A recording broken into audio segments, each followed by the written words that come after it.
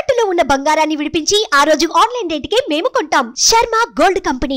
ఓం శ్రీ మహాగణాధిపతయే నమః. విశేషంగా 2025 1వ తారీఖు 1వ నెల 25 అంటే మొత్తము 11 సంఖ్య అనగా లాభానికి సూచిక.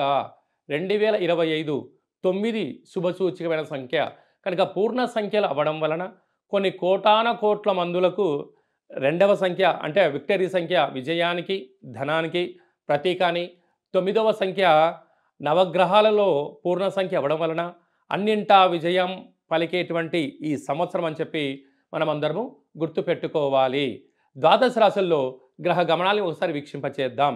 వృషభ రాశిలో దేవగురు బృహస్పతి సంచార స్థితి, కన్యరాశిలో కేతు సంచార స్థితి, కుంభరాశిలో శని భగవానుడు సంచార స్థితి, మీనరాశిలో రాహు సంచార స్థితితో ప్రధానంగా గ్రహ గమనాలు ఈ విధంగా ఉన్నాయి. ఈ సంవత్సరము 2025 సంవత్సరంలో మే నెలలో విశేషమైన 4 గ్రహాలు కూడా మార్పు జరుగుతున్నాయి. ఇది చాలా అరుదుగా జరిగేటువంటి గ్రహ సంచార స్థితి కనుక 2025 సంవత్సరం అందరికీ యోగదాయకమైన సంవత్సరం అని చెప్పి కూడా గుర్తుపెట్టుకోవాలి. మీనరాశి వారికి 2025 ఆంగ్ల సంవత్సరంలో ఆదాయ వ్యయాలు, ఏ పనులు చేయొచ్చు, ఏ పనులు చేయకూడదు, ఎలాంటి యోగాలు ఉన్నాయి, ఎలాంటి ఇబ్బందులు ఉన్నాయో ఈ వీడియోలో సవివరంగా సంపూర్ణంగా తెలుసుకుందాం. మీనరాశిలో ఏ నక్షత్రాలు వస్తాయనగా పూర్వాభాద్ర నక్షత్రంలోని చివరి పాదమైన 4వ పాదము, ఉత్తరాభాద్ర నక్షత్రంలోని 4 పాదాలు, రేవతి నక్షత్రంలోని 4 పాదాలు కలిపితే మీనరాశి అవ్వడం జరుగుతుంది. చాలామందికి పుట్టినటువంటి కాల సమయంలో డేటా ఆఫ్ బర్త్లు లేనటువంటి కారణం వలన పేరు యొక్క మొదటి అక్షరాన్ని అనుసరిస్తూ ఆ రాశిని తెలుసుకునే ప్రయత్నం చేద్దాం. ది, దుమ్, షం, ఝ, ద, దే, దో, చ, చి అక్షరాల వారిని కూడా మీనరాశి జాతకులే. మీనరాశి యొక్క అధిపతి దేవగురు బృహస్పతి. వీరికి ఆదాయం 5, వ్యయం 5 అంటే ఎంతైతే ఖర్చులు ఉన్నాయో అంతే ధనాదాయం రాబోతుంది అని చెప్పి గమనించాలి. ఇది కూడా ఒక రకమైన అదృష్టము, యోగం అని చెప్పి గమనించాలి. అంటే అప్పుల పాలు కాకుండా, అనైతికంగా ప్రవర్తించకుండా, ధర్మ మార్గంగా ఆచరించడం వలన మీ ఖర్చులు అయితే ఉన్నాయో అంతే ఆదాయం ఉండడం వల్ల అధికమైన ధనం కావాలన్నప్పుడు శ్రమ, పెట్టుబడులు, సమయపాలన, ధర్మబద్ధము, ఆధ్యాత్మికత, తీర్థయాత్రలు, మీ కృషికి శ్రమకు తోడు భగవంతుడి ఆశీస్సులు ఉండగలిగినట్లయితే స్థిరచర ఆస్తులు మీనరాశి వారి సొంతమయ్యే పరిస్థితి అధికంగా ఉంటుంది. అదే కాకుండా మీనరాశి వారికి ఉండబడిన పూర్వభాద్ర నక్షత్రం చివరి పాదంలో వారికి ఆగస్టు నుండి డిసెంబర్ వరకు మధ్యస్థున్న కారణం వలన మనోవేదన, ఆర్థిక ఇబ్బందులు, ఆర్థిక అసమానత అయ్యే పరిస్థితి ఉంటుంది. ఇంకో విషయం ఏమిటనగా అంటే వీరికి ఈ సంవత్సరము రాశిలోకే శని భగవానుడు రాబోతున్నాడు.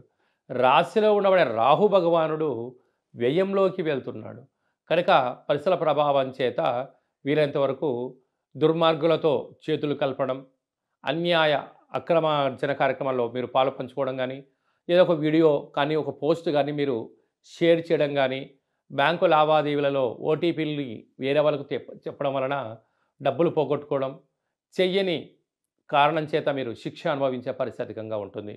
కనుక వీలైనంత వరకు మౌనం అనకపోవడం, ఏదన్నా అన్న దాన్ని విని సద్భావనగా స్వీకరించండి, దుష్ప్రవర్తనకు దూరంగా ఉండండి. అందుకే దుష్టుని చూసి దూరంగా ఉండమన్నాడనగా తన కోపమే తన శత్రువు, తన శాంతమే తనకు రక్ష, దయ చుట్టపు గదరా సుమతి అని చెప్పి మనకు సుమతి శతకం ఉంది.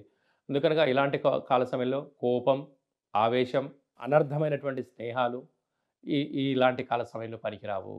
ఏకాంతం, ధ్యానం, భగవంతుడి యొక్క అభిషేక కార్యక్రమాలు, దేవాలయంలో ప్రదక్షిణలు, చేసే సేవ, రామనామ పారాయణము అండ్ ఆధ్యాత్మిక చింతన అలవర్చుకోవడం వలన ఎంత పెద్ద సమస్య వచ్చినను దాన్ని అర్థం చేసుకుని జీర్ణించుకునే శక్తి, ఆ మనోధైర్యము మీకు భగవంతుడు ఇవ్వడం జరుగుతుంటుంది. లేదనుకోండి చిన్న చీమ కరవాని అమ్మో నాకు చీమ కరిచిందని చెప్పి గగ్గోలు పెడితే ఆ చీమ కరిచిన దానికన్నా మీరు పెట్టే గగ్గోలు వలన మీ యొక్క మానసిక స్థితి పెద్ద పాము కరిచిన దానికన్నా ఘోరమయ్యే పరిస్థితి ఉంటుంది. పెద్ద పాము కరిచిన ఏం కాదు నాకు భగవంతుడు ఉన్నాడు అని చెప్పి చక్క డాక్టర్ దగ్గరికి వెళ్ళి ట్రీట్మెంట్ ఎవరైతే చేయించుకుంటారో అది నయమైపోతుంది. నువ్వు కరిచిన పరిస్థితిలో ఉంటుంది. అంటే ఆ గడ్డి పూస కూడా కాలం కలిసి రాకపోతే తాడై పామై కరుస్తుందట. అలాగా పెద్ద సింహం కూడా పెద్ద పాము కూడా నీ మనోధైర్యం చేత, నీ యొక్క ఓపిక చేత అది రిటర్న్ బ్యాక్ వెళ్ళిపోతూ నేచర్ నీకు అనుకూలంగా ఉంటుందని చెప్పి గమనించాలి.